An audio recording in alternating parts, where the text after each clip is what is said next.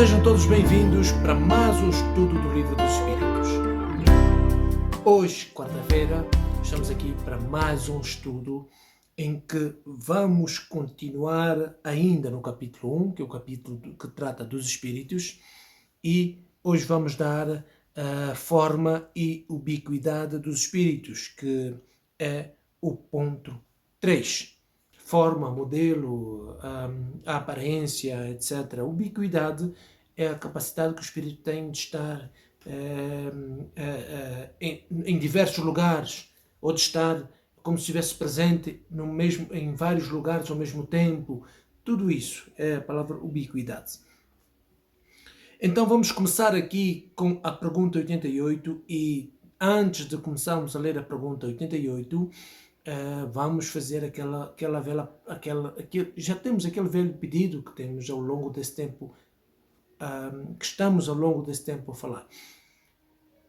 Antes de começarmos a ler a pergunta 88, vamos pedir novamente aquilo que constantemente temos pedido ao longo deste tempo, que é comentar, gostar e se inscrever, não é? E partilhar, como sendo o quarto ponto, que é um ponto muito importante. A pergunta 88 é a seguinte: os espíritos têm uma forma determinada, limitada e constante, ou seja, eles têm uma forma, ou seja, todos são iguais, não é? Eles são limitados, ou seja, ninguém pode passar daquela forma. Ela é constante. E a resposta é: aos vossos olhos, não. Aos nossos, sim. São, se quiserdes, uma chama, um clarão ou uma centelha etérea. O que quer dizer? Para os nossos olhos, nós não conseguimos detectar esta forma dos espíritos. Não é? Nem se eles têm essa forma limitada ou não. Aos nossos olhos eles não têm. Mas aos olhos dos espíritos, e estamos a falar dos espíritos mais evoluídos, eles têm. Para os espíritos mais evoluídos eles têm. Não é? Por isso é que ele diz: aos olhos dos espíritos mais evoluídos, os outros espíritos têm uma forma que é determinada, é constante e de certa forma limitada. Não é? E ele diz aqui: podemos chamar eles de uma chama, de um clarão ou de uma centelha etérea. Porquê? Porque aquilo a quem vulgarmente nós dizemos, olha, eu vi um vulto, parece que vi um espírito ali. Na verdade, o que nós estamos a ver é o perispírito daquele espírito, não é? Porquê? Porque o perispírito é o que dá forma ao espírito. Mas isso vamos falar mais tarde no capítulo dedicado ao perispírito. Por agora vamos falar da forma e ubiquidade dos espíritos, do que é importante também. Não é? Então, alinhada essa mesma pergunta, ele diz assim: esta chama ou centelha tem alguma cor? Há bocado, na primeira pergunta, perguntou se tinha forma, se a forma era determinada e se era limitada e constante. Agora está a perguntar se tem cor. E a resposta é: para vós ela varia do opaco ao brilho do rubi, conforme o espírito seja mais ou menos puro. Os espíritos aqui estão a falar de quê? Estão a dizer que os espíritos, quanto mais atrasados são, mais opacos eles são, sem brilho, sem luz. Não é? Quanto mais avançado eles estão na escala, mais eles são reluzentes, têm mais luz, têm mais brilho, e essa cor varia desde o opaco mais escuro até ao rubi. O rubi tem a cor, vamos dizer assim, a cor de vinho. Não é?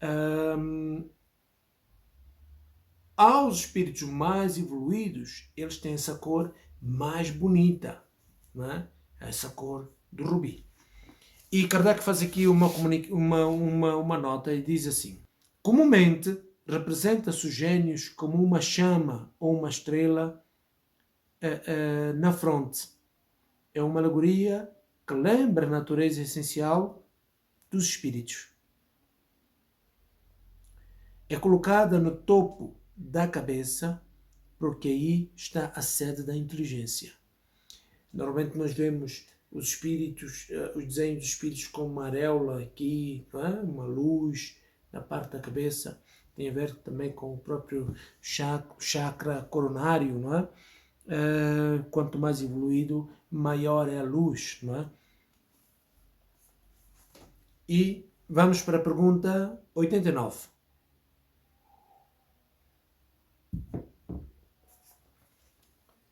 E a pergunta 89 diz que os espíritos levam algum tempo para percorrer o espaço.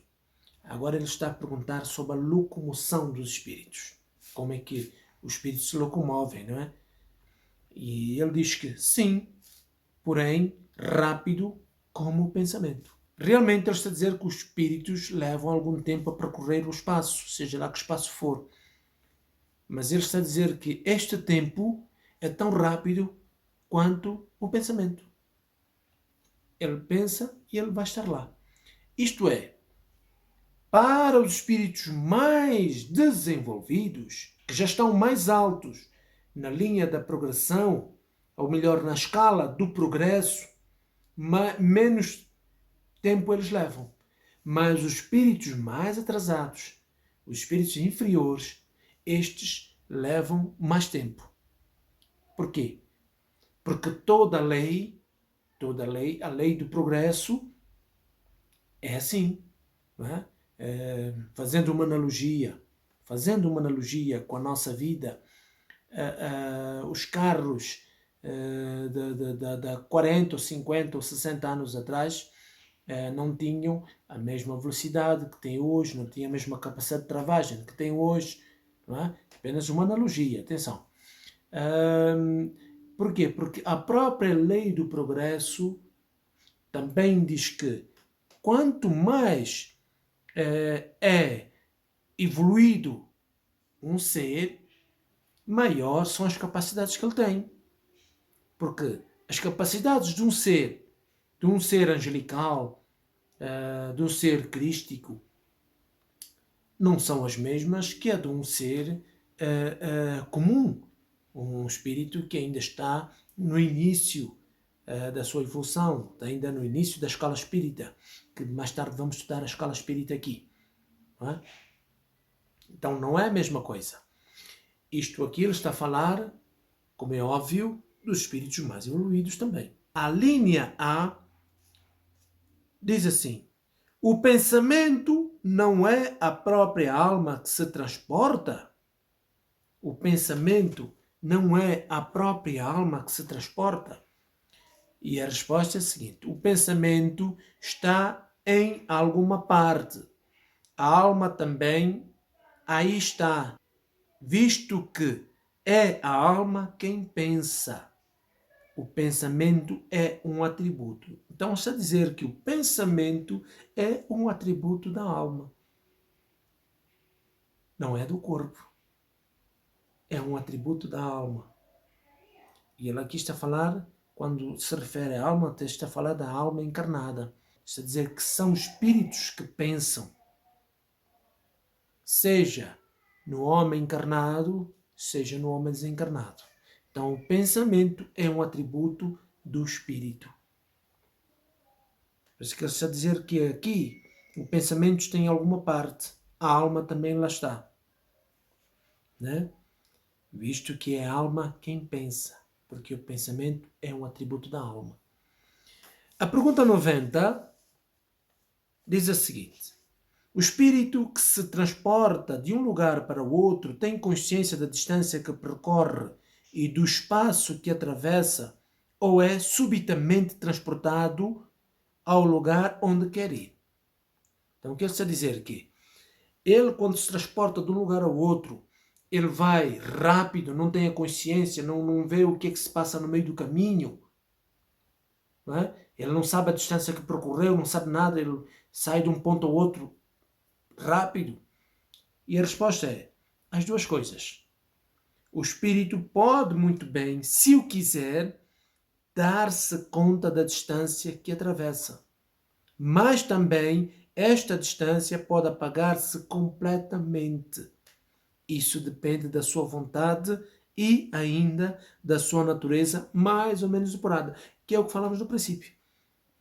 Um espírito mais avançado na escala evolutiva, na escala do progresso, o espírito mais avançado na escala do progresso, ele vai mais rápido, a consciência dele é muito mais ampliada e ele pode muito bem dar conta desse trajeto todo, mas também ao mesmo tempo ele pode, se não quiser se preocupar com isto, ele pode simplesmente ir até lá no ponto em que ele deseja ir, sem a necessidade de olhar a paisagem, entre aspas, não é? O caminho que ele está a percorrer. Agora, os espíritos mais atrasados, e quando falamos mais atrasados, estamos a falar daqueles que estão mais em baixo, seja do meio para baixo, que estão na base, todos aqueles que não atingiram a perfeição são os espíritos mais atrasados. Para os espíritos mais atrasados, o caminho é diferente. A velocidade é diferente. Para os espíritos mais materializados, que são aqueles que estão mesmo na base, ele anda como um homem. Ele caminha como um homem. Por quê? Porque ele primeiro nem sabe que consegue volitar, não é? É uma espécie de voar, ele não sabe. Então ele anda e caminha como um homem. Por quê? Porque ele está tão ligado à matéria que ele não se consegue perceber como espírito.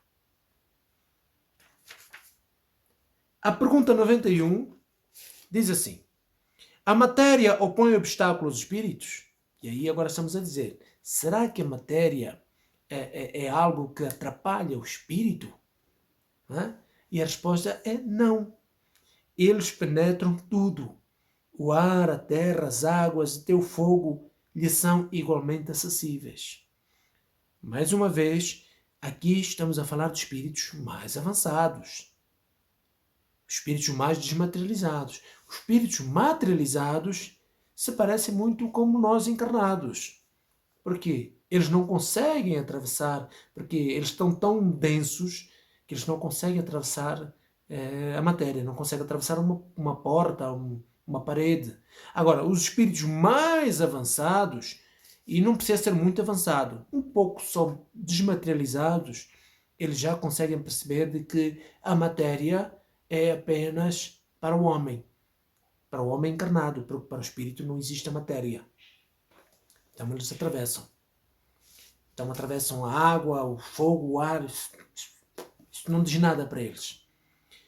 Pergunta 92, que é a última pergunta, diz assim: os espíritos têm o dom da ubiquidade? Por outras palavras, o mesmo espírito pode dividir-se ou existir em vários pontos ao mesmo tempo? Que é aquela explicação que já demos no princípio, não é? E ele diz que não pode haver divisão do mesmo espírito.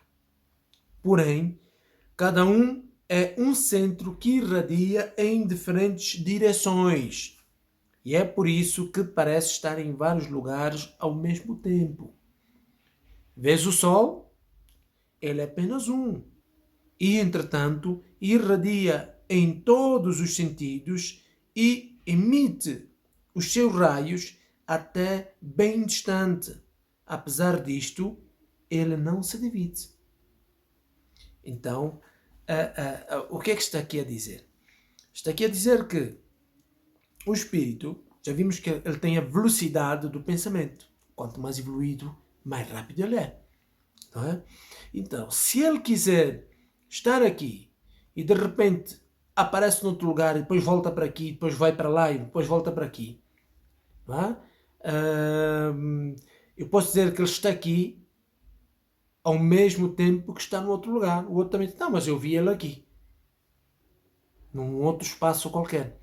Então ele pode ir e voltar na velocidade do pensamento, mas ele também pode irradiar, tal como Kardec faz analogia aqui com o Sol, para vários lugares.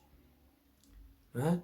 E nem sempre ele necessita de estar física, entre aspas, não estamos a falar do físico, porque o espírito propriamente dito não é físico. Não é? Ele pode irradiar e a presença dele faz-se sentir naquele lugar e em outro também, mas não se faz ao mesmo tempo, ou seja, o espírito não está lá e cá ao mesmo tempo, como se fosse uma presença, como se fosse um corpo físico propriamente dito. Não é? Imagina, eu estou aqui, mas todos vocês em casa me estão a ver ao mesmo tempo. Vamos supor que eu fizesse essa transmissão ao vivo, não é? Que isso estivesse a dar ao vivo. Então eu estaria na casa, no telefone de cada um ao mesmo tempo. Não é? Então essa mais ou menos a analogia que está a ser feita aqui. Então ele tem a capacidade de, como se estivesse a aparecer no mesmo ponto, ao mesmo tempo, mas ele não se divide, ele é um só. Mas irradia para vários pontos. A linha A desta mesma pergunta diz assim: todos os espíritos irradiam com o mesmo poder? E a resposta é: falta muito para tal. Depende do grau de pureza em que se encontram. Já estamos a falar aqui sempre da escala evolutiva. Quanto mais puro, maior é essa capacidade. Quanto menos puro, menor é essa capacidade. Os espíritos imperfeitos, os mais baixos, não conseguem fazer isto. Tá? E Kardec faz aqui a nota e diz assim: cada espírito é uma unidade indivisível, mas cada um deles pode estender o seu pensamento em diversas direções, sem por isso se dividir. É apenas neste sentido que se deve entender o dom da ubiquidade atribuído aos espíritos, como uma centelha que projeta ao longe a sua claridade e pode ser percebida de todos os pontos do horizonte, ou ainda como um homem que, sem mudar de lugar e sem se fraccionar, pode transmitir ordens, sinais e produzir movimentos em diferentes lugares. E aqui terminamos este ponto, este tema, e o próximo ponto vai ser o perispírito. Mas desde já cliquem no gosto, façam um comentário e estaremos juntos próxima quarta-feira. E até lá, seja feliz.